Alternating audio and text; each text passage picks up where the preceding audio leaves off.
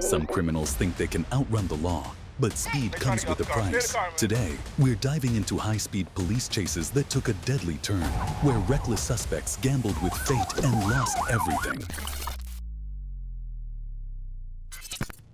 From a stolen car flying down the highway at over 100 miles per hour, to a crash so violent it needed 3 ambulances on scene. This isn't a movie. It's real body cam footage from a chase that started in Virginia and ended in tragedy on a Maryland highway. On the early morning of December 3rd, 2024, deputies with the King George County Sheriff's Office in Virginia were notified about a blue Kia Forte involved in an armed robbery. They spotted the car, and when they tried to stop it, the driver hit the gas. The pursuit was on.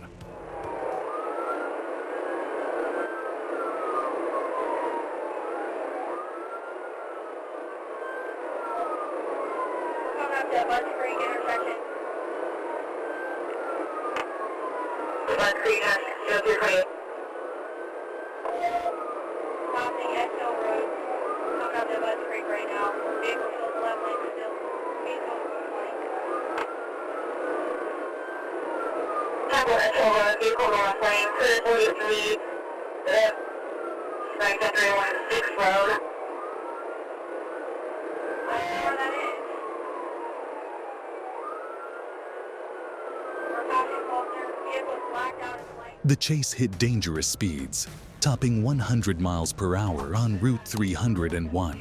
Officers deployed stop sticks, trying to deflate the tires before someone got killed. But the Kia kept going, swerving through traffic, refusing to stop.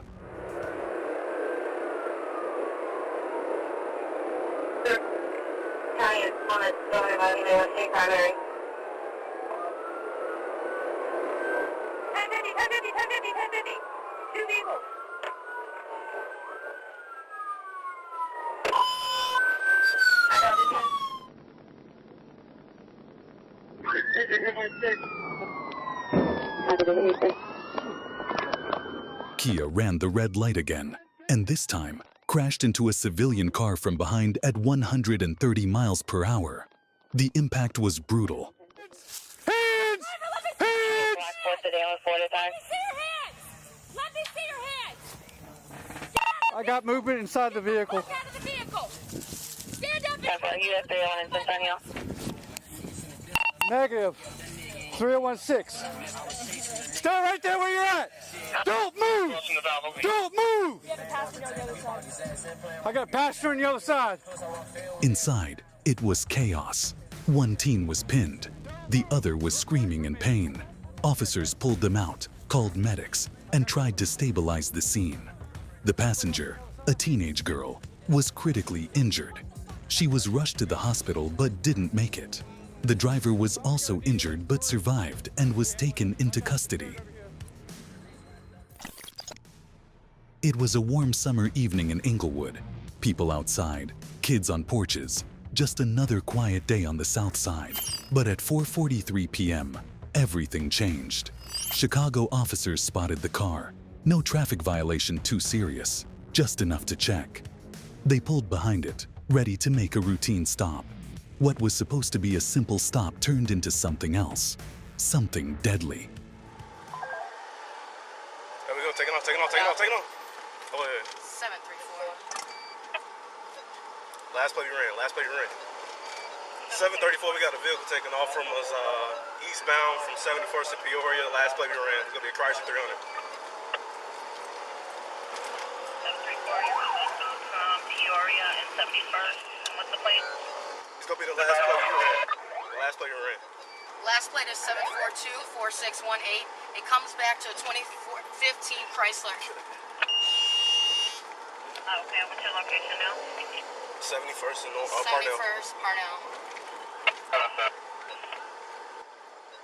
What is it? Parnell 730, go ahead. Oh shit. Oh shit. Stop, Oh shit. Stop, He slow just down, fucking, slow down, yeah, slow I got down. it, got it. 34, what you guys wanted for? He just crashed 7-1 Sugar Squad. 734, we need an ambulance, quick. Oh Okay, shit. at 71 in Parnell, is there a crash? What's going on? Yeah, the car that was involved, it crashed. The four occupants are. They trying to get out the car. Stay in the car, man. We need 4 ambulances over here. As Washington sped through an intersection, the Chrysler slammed into a silver Mitsubishi, making a left turn. The impact launched the Chrysler into the air. It hit a tree and flipped, finally landing on its roof. Hey. Stay in the car. Stay in the car.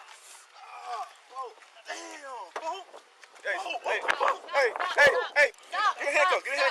Handcuffs. Sit down. Sit down.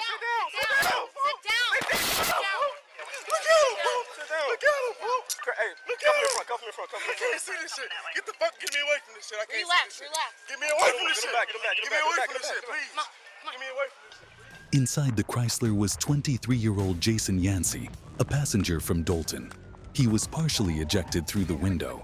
Paramedics rushed to the scene, but Yancey was later pronounced dead at Holy Cross Hospital. Also in the Chrysler were 2 more passengers, Mario Morgan and Dante Thomas. One was in fair condition. The other had more serious injuries but survived. Are you okay? Yeah. Make sure Relax. they're okay. Look at me. Good. Okay. I'm great. Denzel Washington was charged with aggravated DUI and reckless homicide. Prosecutors said he was under the influence of alcohol and ecstasy during the crash. If convicted, he could face up to 28 years in prison. November 16, 2024, just after 6 p.m., when troopers T. Phelps and E. Ho spotted a Pontiac Grand Am on Towson Avenue in Fort Smith with no license plate.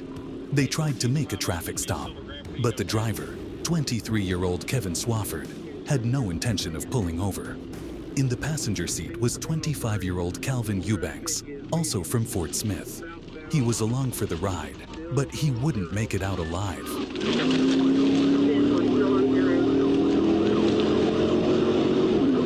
Passing 271 on 0.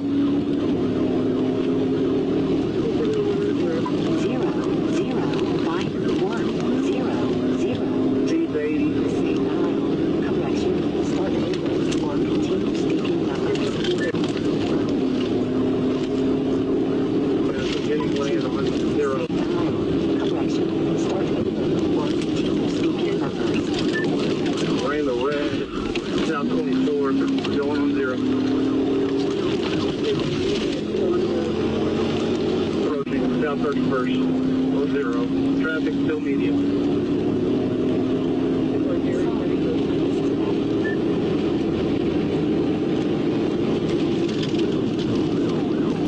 We're in the red of South 31st. Correct. At the corner of 0 and 31st, Swafford blew through another red light. He smashed into 3 other vehicles at high speed. The Pontiac was torn apart. Both Swafford and Eubanks were ejected from the car. Troopers arrived at the crash site within moments.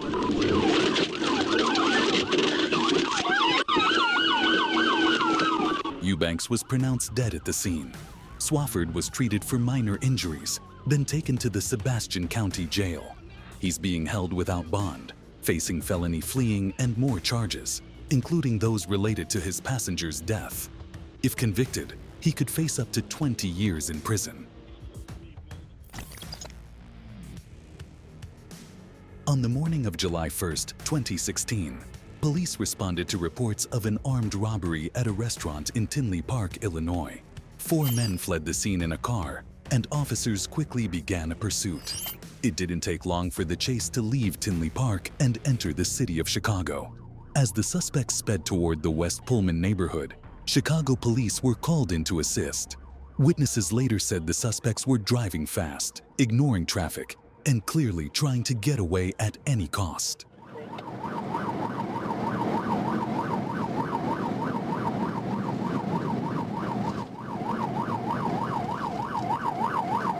Northbound on Halsted 123. Northbound on Halsted 123. Look like we're gonna be bailing. Hold on. Northbound Halsted 123. Driving through a lot on 123.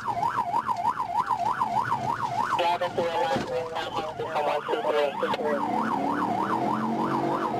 123. Eastbound 123rd from Halsted. Eastbound 123rd, Hostage. Eastbound 123rd, passing Union. Give me CPD, get him. 123rd, passing Union, requesting CPD. Passing Wallace.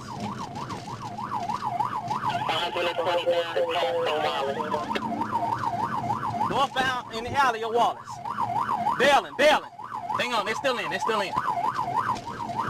Northbound in the alley at Wallace.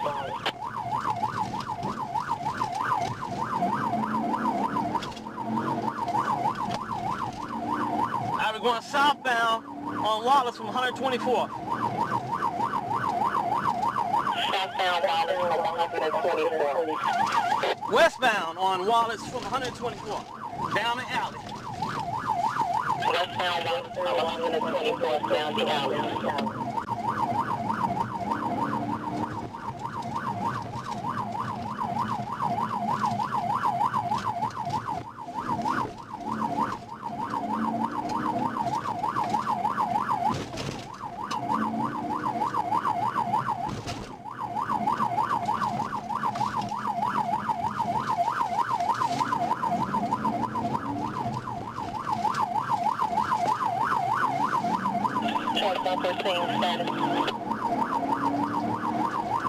Northbound on Wallace from 125th. I'm alone with Chicago. What is Chicago at? Northbound Wallace from the alley from 125th. CPD, all units are notified. Any units that can assist their units are on first thing. Northbound on Union from 125th. All right, I got 117 back with me. Oh, shit! Chicago, give me fire! CPD just got into a 1050 with him. Give me fire out here.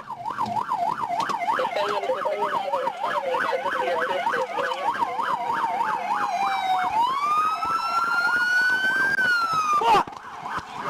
You guys all right?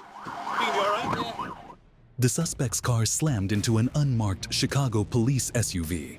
The impact was so strong, it pushed the SUV into a nearby home, tearing apart a wheelchair ramp at the front steps. The suspect's car rolled over and landed on its roof. Inside the suspect vehicle, all 4 men were injured. 2 of them, 26-year-old Jimmy Malone and 22-year-old Ronald Arrington, were killed in the crash. The other 2 survived, but were seriously hurt. 4 Chicago police officers were inside the SUV. Thankfully, none of them had life-threatening injuries. Okay, just try to relax, brother. We got fire coming. Just try to relax, brother. On the night of March 29th, 2025, just before 11 p.m., a 2017 Nissan Altima flew down Interstate 40, dark as the night it tried to disappear into. No headlights, speeds over 120 miles an hour. Behind the wheel was 19-year-old John Bruce Martinez from Mableville.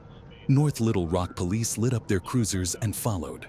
Arkansas State Police joined the chase a few miles down the road, but instead of slowing down, Martinez pushed the car even harder, hitting 130 miles per hour. 13th primary, coming up on the 142. Speed's about 127.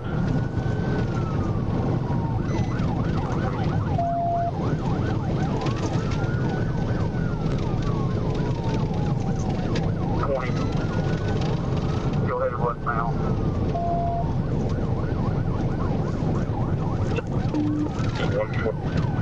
Big rover.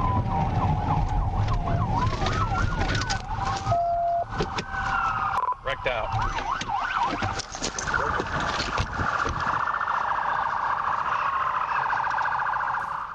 John Bruce Martinez lost control. The car went off the road and slammed into some trees. Martinez died at the scene. He was only 19 years old. 3 other teens in the car, all just 17, were hurt but survived. They were taken to the hospital with non-life-threatening injuries. There was 3 people in the car. 3 people? Yeah, 3. All right, they're probably pretty messed up. I see an elbow there, elbow there. Yeah. Well, you see in that back window, you're gonna have best shot. Trooper Tanner Hess was sitting on the side of an Arkansas highway, radar gun ready, when a black sedan flew by, way over the speed limit. The radar lit up. The trooper started the engine and tried to make a stop. But the driver had no plans to pull over. The driver kept speeding, hitting 130 miles an hour. Trooper Hess stayed right behind him, holding position and waiting for backup to help bring it to an end.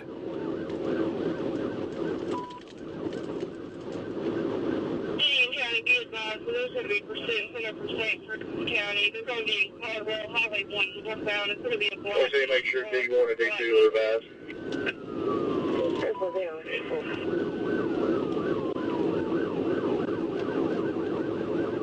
Still northbound, speeds 104, traffic light.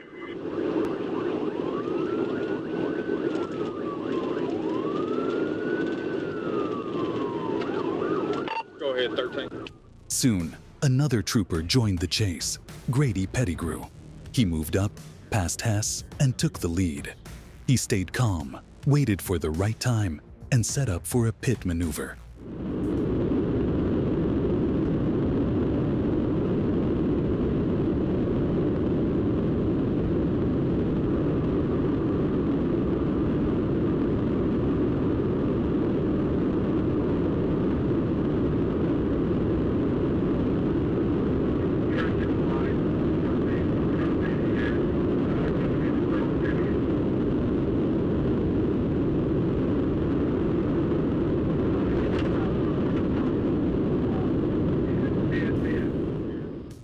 At about 120 miles an hour, Pettigrew made contact. The car lost control and went off the road. The driver wasn't wearing a seatbelt. When the car rolled, he was thrown out, landing several yards away. The crash site was a mess. The car was torn up, and the driver was badly hurt. More troopers arrived within moments, but it was already too late. The driver had been thrown from the car and didn't survive the crash. There was nothing anyone could do. It was just past 9 p.m. on April 1st, 2024. 3 people were inside a white Ford Fusion speeding down I-40 in Arkansas, laughing, maybe talking, maybe thinking it was just another drive through the night. But they had no idea what was coming. Near mile marker 263, an Arkansas state trooper noticed them. The car was riding too close to a semi-truck. As they exited the interstate near mile marker 265, the trooper flipped on his lights. A simple traffic stop. That's all it should have been. But instead of pulling over, the driver hit the gas and made a decision that changed everything. White Ford Fusion 265, exit eastbound.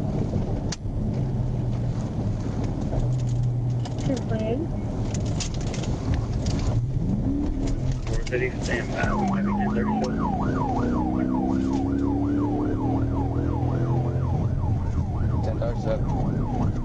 10 tag.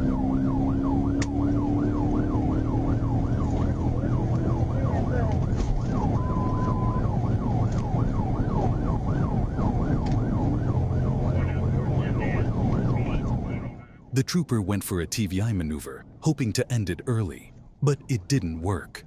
That Fusion didn't even flinch, and then things got worse.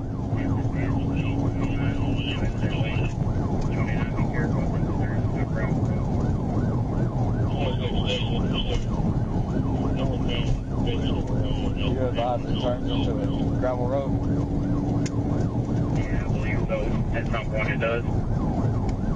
Yeah, if you're on base so low, it's going to turn to gravel pretty quick.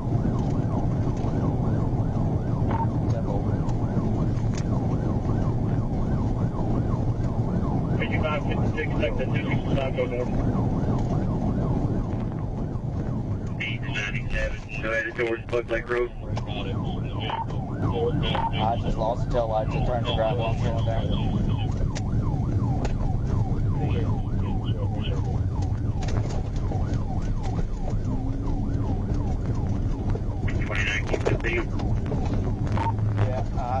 Yeah, right out. Roll over, give me a 1016. 10-4. With him.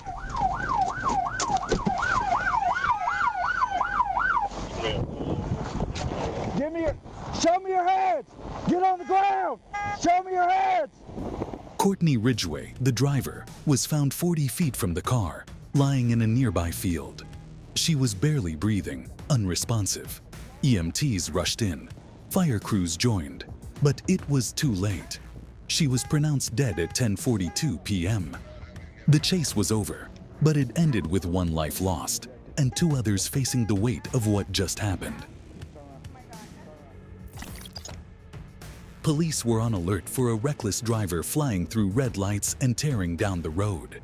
When officers finally spotted the suspect, they lit him up, but he wasn't stopping. The chase turned dangerous fast. The suspect weaved through traffic, even veering into the oncoming lane.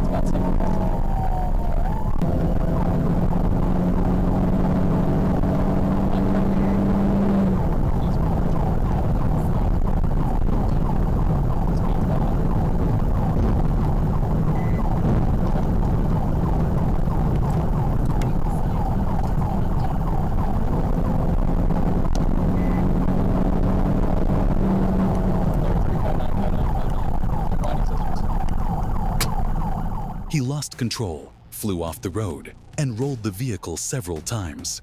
The impact was brutal. The driver was ejected and thrown several feet. Faster.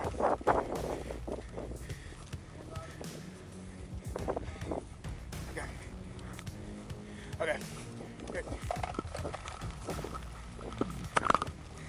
3550, go ahead. It's supposed to be a white male. You all right? Tragically, he didn't survive. One wrong decision, one deadly outcome.